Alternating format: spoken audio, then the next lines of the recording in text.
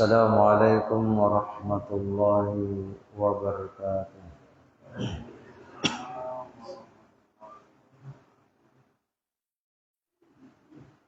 Innal hamdalillah nahmaduhu wa nasta'inuhu wa nastaghfiruh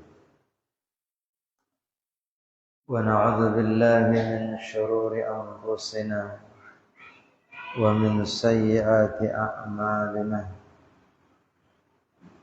Man yahdihillahu fala mudilla lahu wa man yudlilhu fala hadiya lahu. Asyhadu an la ilaha illallah wa asyhadu anna Muhammadan abduhu wa rasuluhu la nabiyya ba'dah.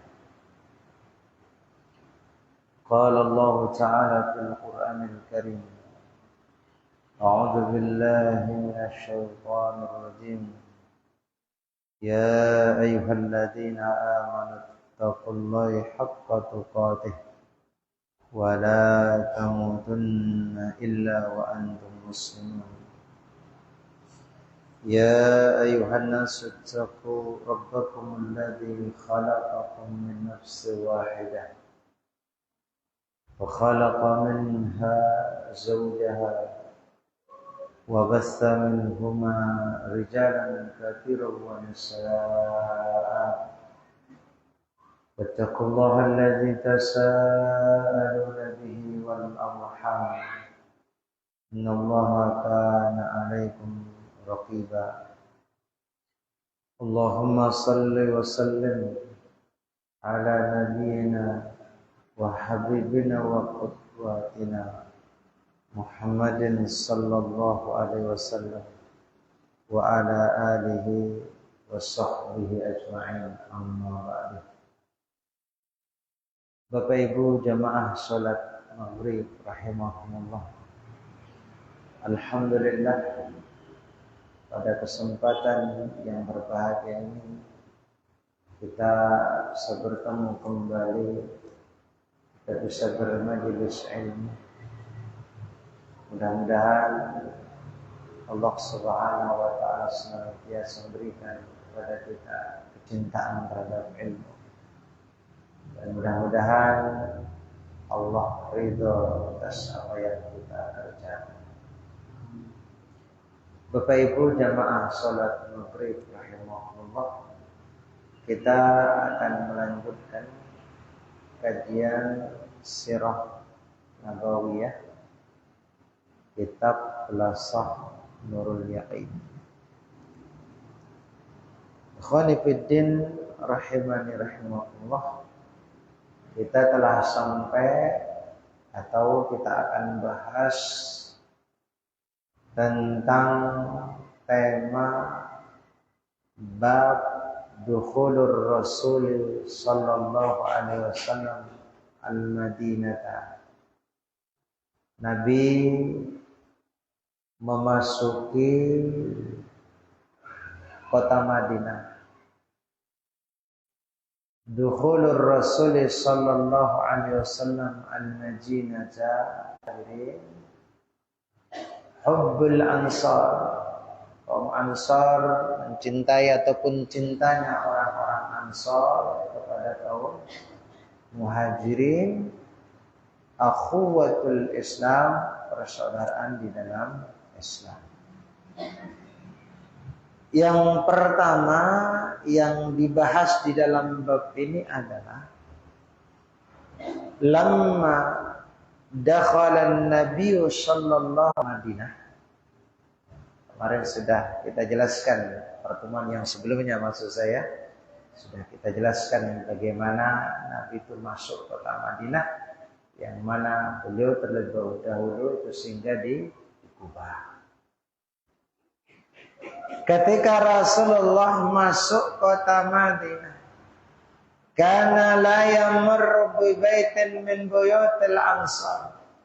Tidaklah Nabi melewati rumah-rumah kaum Ansar itu illa sa'aluhu, kecuali mereka penduduk Ansor itu mengharap dan meminta agar Nabi singgah di rumah mereka. Subhanallah. Ikhwani fiddin rahimani rahmatullah. Kalau kita perhatikan, Pak, sebagaimana kajian yang sudah kita sampaikan, bahwa sebenarnya inilah hadiah buah kesabaran Rasulullah sallallahu alaihi wasallam yang didapatkan oleh beliau. Yang mana beliau ini sebelum sampai ke kota Madinah, artinya mereka berdakwah sebelumnya diremehkan, dikejar-kejar, kemudian mau dibunuh. Kondisi yang mencekam. Rasulullah berdakwah selama 13 tahun. 3 tahun secara sembunyi-sembunyi, 10 tahun secara terang-terangan, tetapi hasil yang didapatkan oleh Nabi pada saat itu kan tidak banyak. Kenapa? Karena di kota Mekah itu kan penuh dengan tekanan. Tapi Rasulullah Shallallahu Alaihi Wasallam bersabar pada saat itu. Buah dari kesabaran itu, buah dari keuletan itu, keistiqomahan Nabi menyampaikan dakwah risalah Allah. Allah Subhanahu wa taala memberikan hadiah yang sangat indah kepada beliau, tempat yang sangat strategis, tempat di mana penduduknya menerima Nabi sallallahu alaihi wasallam. Tidak satu pun rumah yang dilewati oleh Rasulullah kecuali mereka mengharap agar Nabi singgah di rumah mereka. Ini kan tentunya berbeda dengan di kota Mekah. Berbeda di kota Mekah. Maka mereka itu kan sambil memegang tali untanya yang dikendarai oleh Nabi sallallahu alaihi wasallam, ya. Tetapi Rasulullah mengatakan kepada mereka, ya, biarkan untanya berjalan, ya, karena kalau di sini disebutkan da'ha fa innaha ma'murun, karena unta ini ya diperintahkan, artinya dia berjalan sesuai dengan kehendak Allah Subhanahu. Karena nanti kalau Rasulullah Shallallahu Alaihi Wasallam membiarkan, artinya memilih salah satu di antara mereka, itu kan mungkin kan nanti kan perasaannya sahabat Ansor yang lain kan gimana kan? Mereka itu kan pengen Nabi itu kan singgah di mereka. Tapi subhanallah, ya, kecerdasan dari Nabi Shallallahu Alaihi Wasallam, biarkan saja. Dia akan berhenti di mana Allah Subhanahu wa taala perintahkan dia berhenti.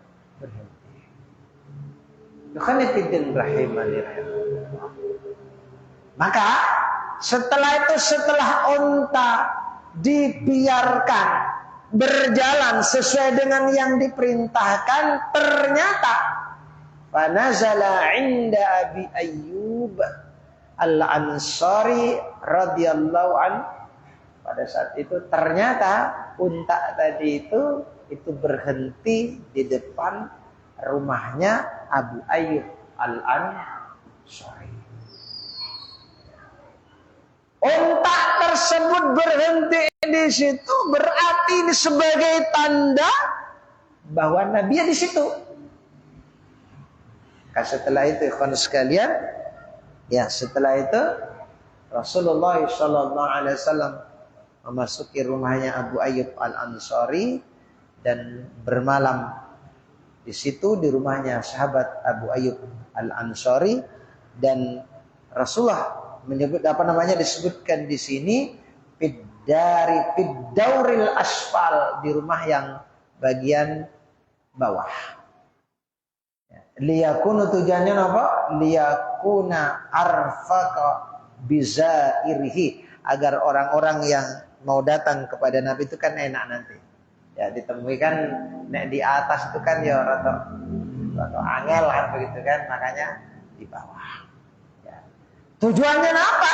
jelas ikhwanifiddin rahimani rahimakumullah, karena memang nanti itu orang-orang Ansar itu akan berdatangan ingin bertemu dengan Rasulullah. Ya, karena ada di antara mereka itu mungkin sebagian besar mungkin ya Pak ya, yang tidak pernah melihat wajah Rasulullah. Mereka ingin panasi Nabi Muhammad itu. Seorang Nabi yang dielulukan oleh mereka melalui cerita-cerita yang ada. Seorang Nabi akhir zaman, ya, yang mana mereka belum mengerti dan tahu bagaimana wajah Rasulullah SAW. Kan tidak semuanya ngerti tau. Kan dulu kan tidak ada yang namanya video call, gitu WA, kirim gambar, kan tidak ada dulu. Nah, makanya di antara mereka ada yang tidak ngerti. Maksudnya tidak ngerti wajahnya Nabi. Mereka ngerti kan apa risalah yang disampaikan oleh Nabi, bahwasanya ini adalah seorang Nabi, seorang Rasul akhir zaman. Ikhwanifiddin rahimani rahimakumullah. Lah, tinggallah Rasulullah di rumah Abu Ayyub Al-Ansari. Beliau bertempat di bagian paling bawah. Cuma Abu Ayyub, sahabat Abu Ayyub ini kan merasa perkewuh. Masa Rasul di bawah, aku di atas. Nah, kalau kita bahasakan ya apa itu tuh. Karena kalau berada posisi di atas, ya berarti otomatis kan Nabi kan berada di bawah. Berarti kan yang mungkin kan dilangkahi, di atas, bagian atas dilangkahi. Kan begitu. Nah, kon sekalian, sebagai bentuk adab yang sangat baik, karena beliau tidak mau, artinya Abu Ayyub sangat keberatan sekali nek Rasulullah berada di ruangan yang bawah, sementara aku berada di atas Rasul. Ini orang patut. Untuk menghormati beliau sebagai bentuk takdimnya beliau kepada Rasulullah, beliau memohon dan meminta kepada Nabi agar Nabi itu pindah ke atas. Khonifuddin rahimani rahimakumullah. Maka pindahlah Nabi ke bagian atas. Ya, ini pelajarannya apa yang bisa kita pahami, bahwa besarnya adab para sahabat, penghormatan para sahabat kepada Rasulullah SAW. Manusia yang sangat beradab, cinta yang sangat luar biasa, itu adalah kecintaan Rasulullah SAW, kecintaan para sahabat kepada siapa? Kepada Nabi. Khonifuddin rahimani rahimakumullah. Kalau kita perhatikan dalam hadis ini, kita kan juga diperintahkan seperti itu, karena kan kita harus mencintai Rasulullah melebihi daripada cinta-cinta yang lain.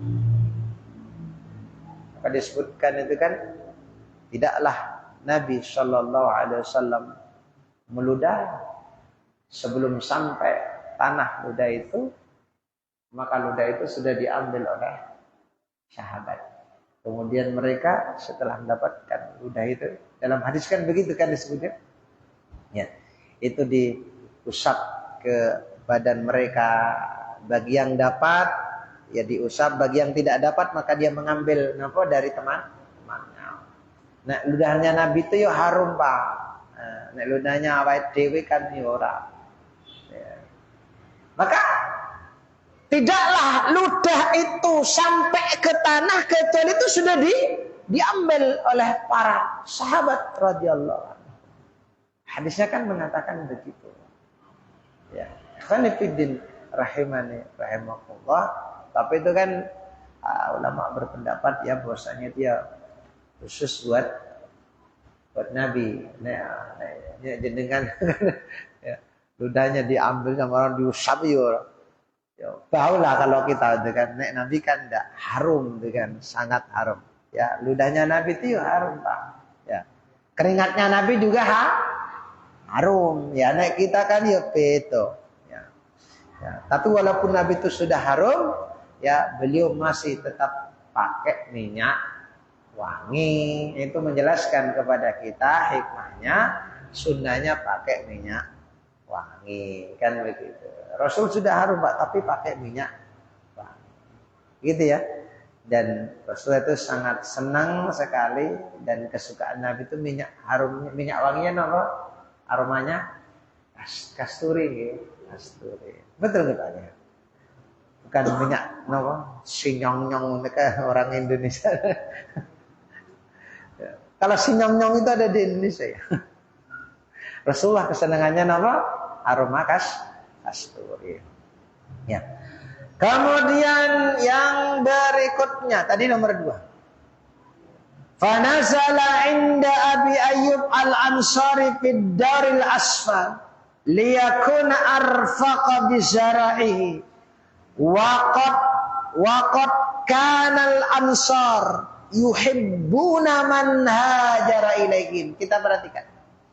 Waqad kanal ansor adalah orang-orang Ansor itu mereka sangat cinta kepada orang yang berhijrah kepada mereka.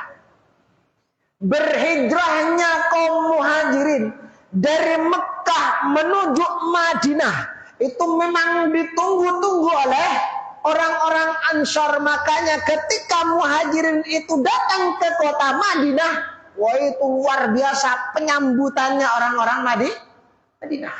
Maka mereka itu kan disebut sebagai apa?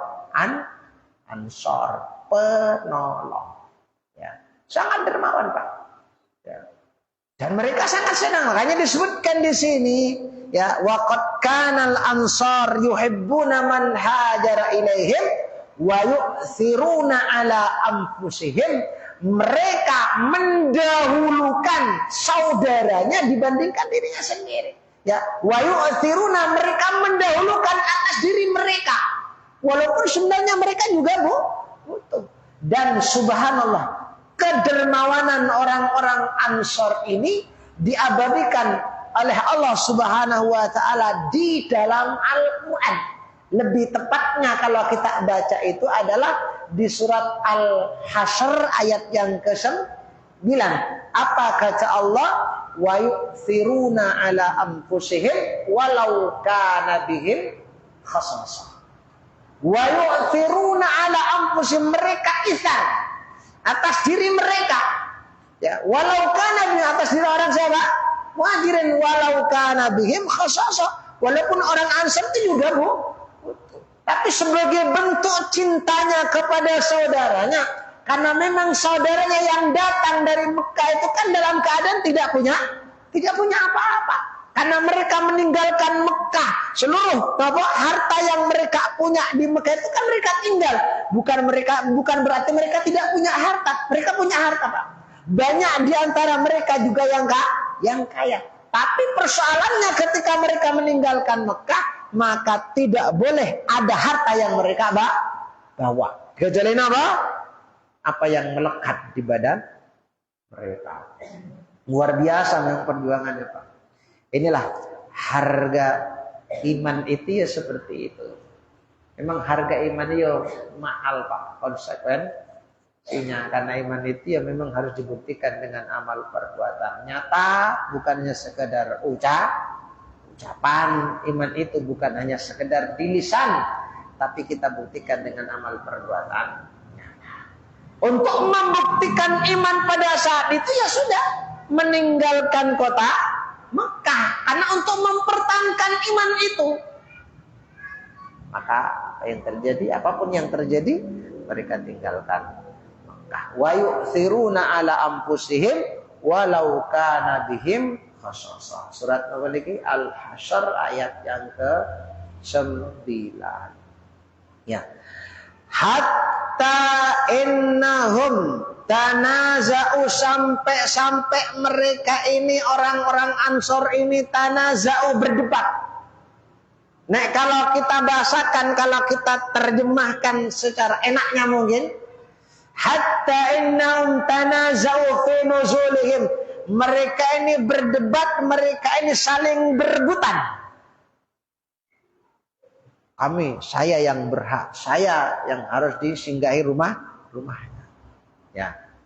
rumah saya siap untuk menampung sebulan siap. Dan mereka saling berebutan.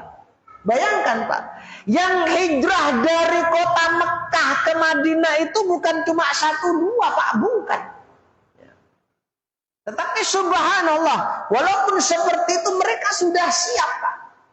Siap menerima resiko yang akan mereka tanggung. Karena mereka paham bahwasanya Nabi meninggalkan Mekah ini kan dalam keadaan diburu. Mesti ada risiko besar. Tapi subhanallah, apapun yang terjadi bismillah. Karena iman itu sudah nancep banget. Jadi kan apapun yang terjadi tetap jalan. Hatta innahum tanaza'u, mereka saling berebutan agar rumah mereka dijadikan sebagai base camp ataupun tempat tinggal. Subhanallah. Khalifiddin rahimani rahimakumullah, fahakamu al-qur'ah bainahum. Karena mereka saling berebutan, akhirnya mereka sepakat ya untuk mengadakan semacam undian. Ya di antara bainahum, di antara mereka, fama nazala muhajirun, maka ya fama nazala muhajirun ala ansariyin illa bil qur'ah. Maka orang-orang muhajirin tidak boleh singgah ataupun bertempat tinggal, nginap di rumah orang Ansor kecuali berdasarkan undian. Subhanallah. Ini keadaannya begitu Pak. Betul-betul luar biasa. Makanya kan tidak heran, sebagaimana kita sampaikan tadi, kedermawanan mereka, kecintaan mereka, tolong menolongnya mereka itu diabadikan oleh Allah dalam Al-Quran surat Al-Hasr ini ayat yang ke-9. Wa yu'thiruna ala anfusihim walau kana bihim khasasah. Kemudian yang nomor 4. Thumma innar Rasulullah sallallahu alaihi wasallam Kemudian setelah itu Rasulullah mempersaudarakan bainahum di antara mereka. Ukhuwatan islamiyatan, persaudaraan berdasarkan Islam. Jadi setelah Rasul sampai di kota Madinah, maka yang dilakukan oleh Nabi itu adalah mempersaudarakan orang-orang muhajirin dengan orang-orang Ansor, orang-orang Ansor dengan orang-orang muhajirin. Rasulullah mempersaudarakan mereka. Disebutkan dalam salah satu sirah bahwa Nabi mempersaudarakan mereka di rumah sahabat Anas bin Malik radhiyallahu an. Ada jumlahnya 90 orang. Ya, 90 orang. 90 itu separuh-separuh. Dari Ansor separuh, dari muhajirin separuh. Mereka dipersaudarakan. Kalau dipersaudarakan berarti kan semacam ada ikatan tersendiri Pak. Bukan hanya sekedar teman biasa, tapi ini dipersaudarakan. Ada hak-hak yang harus terpenuhi pada saat itu. Mereka dipersaudarakan agar mereka saling membantu, agar mereka saling menolong. Bahkan subhanallah Bapak Ibu sekalian, mereka pada saat itu bisa mewarisi. Bayangkan ya. Beda nasab, maksud saya bukan keluarga, bukan satu darah, bukan satu bapak bu, maksud saya bukan keluarga, tapi efek dari persaudaraan yang ditetapkan oleh Nabi Sallallahu Alaihi Wasallam, mereka bisa saling mewarisi kalau ada di antara mereka salah satu di antara mereka meninggal.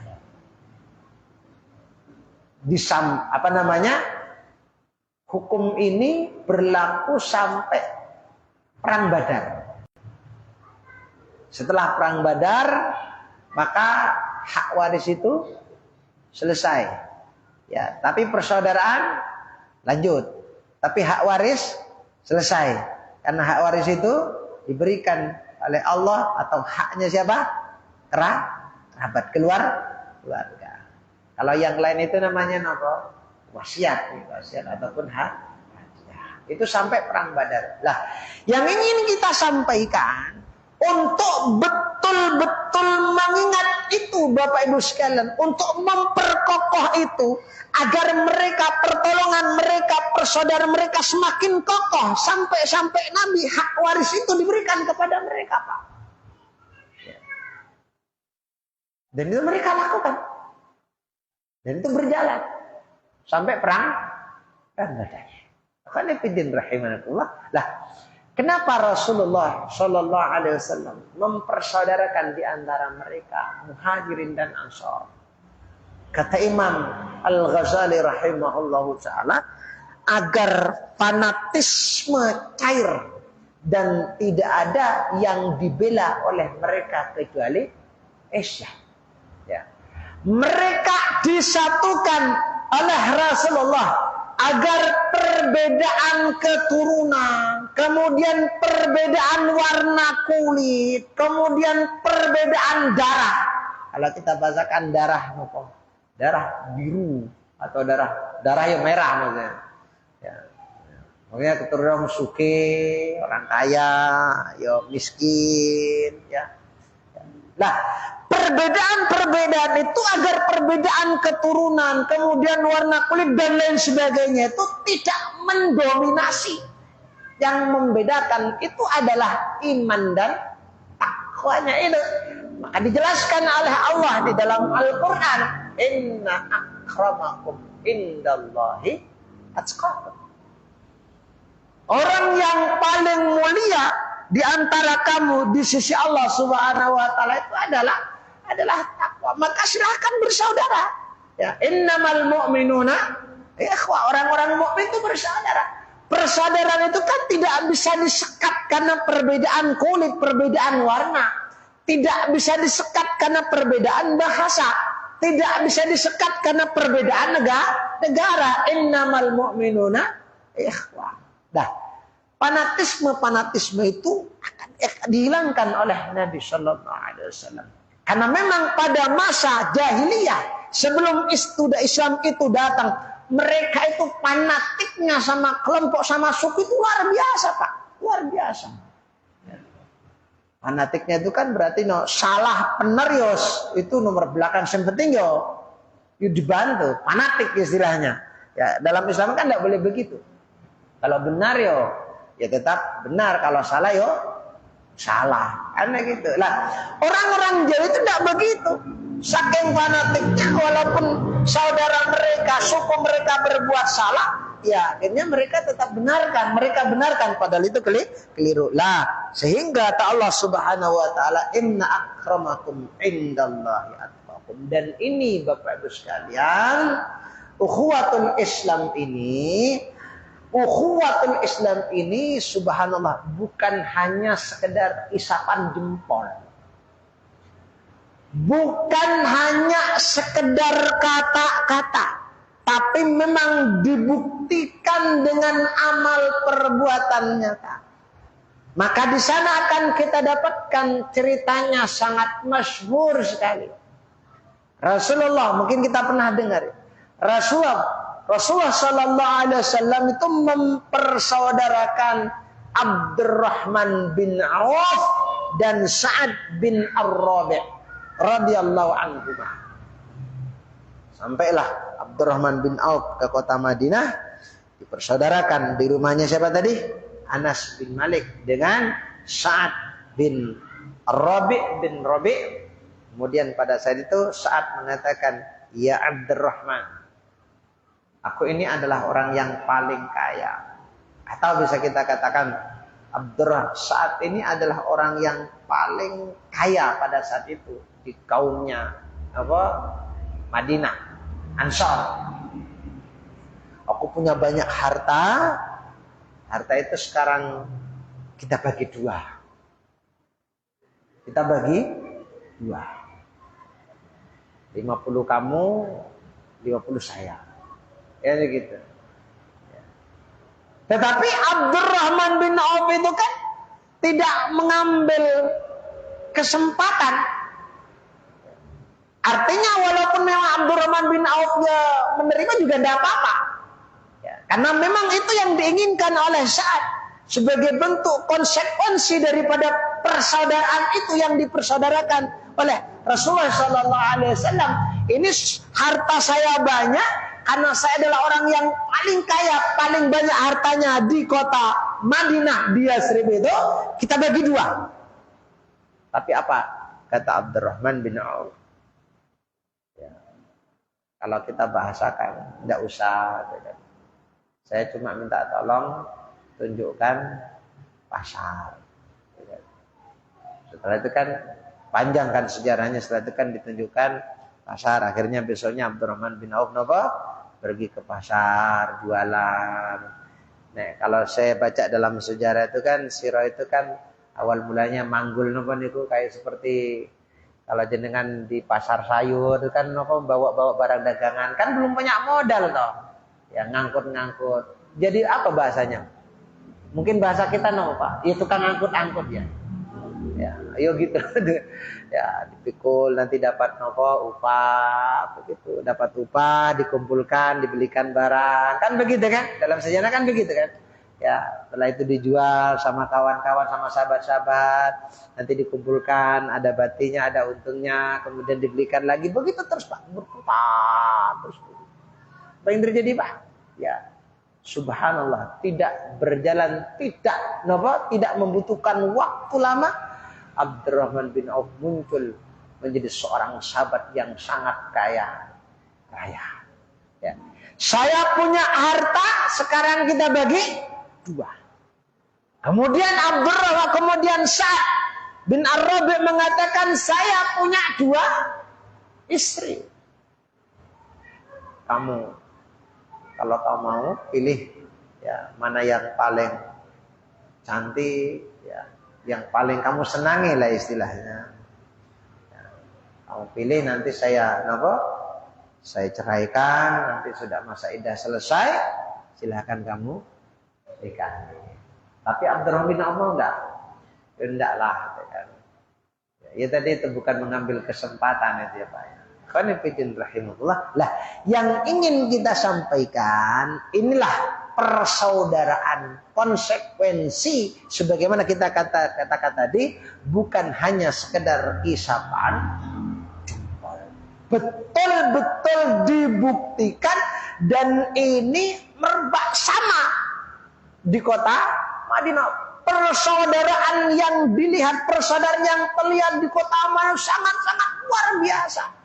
Yang mana sebelumnya mereka tidak kenal itu apa yang namanya ukhuwatul Islam, tidak paham sebelumnya. Tapi dengan datangnya Rasulullah mempersaudarakan mereka Pak. Hati mereka itu diikat dengan kecintaan itu. Wa allafat qulubahum wa jala'at kasyai'al wahid. Hati mereka itu betul-betul terikat Pak. Kayak seperti sesuatu yang satu. Wa ja'alat kasyai'al wahid. Ya, subhanallah. Ya. Qanifidin rahimahullah. Maka disinilah kita mengambil hikmah ataupun faedah bahwa persaudaraan di dalam Islam itu memang ikatannya sangat luar biasa. Karena persaudaraan di dalam Islam itu diikat karena iman, bukan karena kepentingan duniawi. Karena kalau persaudaraan itu diikat karena kepentingan duniawi, itu biasanya mudah retak. Bersaudara jadi bolo-boloan karena dagang, tidak ada iman di situ, itu biasanya mudah retak. Ya, kok nenek gesekan siti, wes mulai. Ya. Kemudian kalau persaudaraan kita dibangun karena urusan apa begitu, urusan nopo nih Pak, urusan dolanan, mainan, kayak mancing, gitu kan, jadi bolo-bolannya karena urusan mancing, yang kok nenek gesekan siti yo mesti ya pedot kalau itu kan. Tapi subhanallah, kalau persaudaraan itu dibangun, diikat karena iman, insya Allah itu akan langgeng. Bahkan itu bisa kita pakai, maksud saya bisa itu tetap bertahan sampai nanti berada di surganya Allah Subhanahu Wa Taala.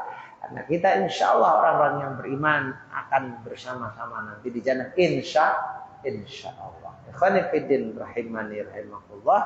Demikian sudah masuk isya. Tinggal berapa menit? 7 menit. Tapi nanggung nih, ini sudah selesai bab ini. Kenapa kita diskon nih? Kita diskon nih. Ini apa kita lanjut? Kita cukupkan dulu ya Pak ya, panitia. Waktunya sudah tinggal 7 menit ya. Ini babnya sudah selesai. Nanti mau saya bacakan bab yang berikutnya, ini juga lumayan panjang. Nanti padat di tengah jalan.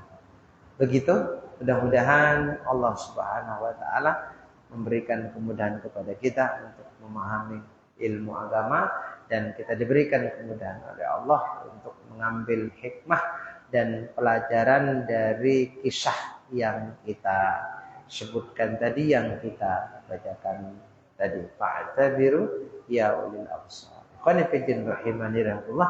Demikian, mudah-mudahan bisa memberikan manfaat. Mohon maaf atas segala kesalahan dan kekurangan. Benar itu milik Allah Subhanahu wa taala. Sayang salah itu datang dari saya pribadi. Mudah-mudahan Allah Subhanahu wa taala memaafkan kita semuanya. Wabillahi taufiq wal hidayah. Wassalamualaikum warahmatullahi wabarakatuh.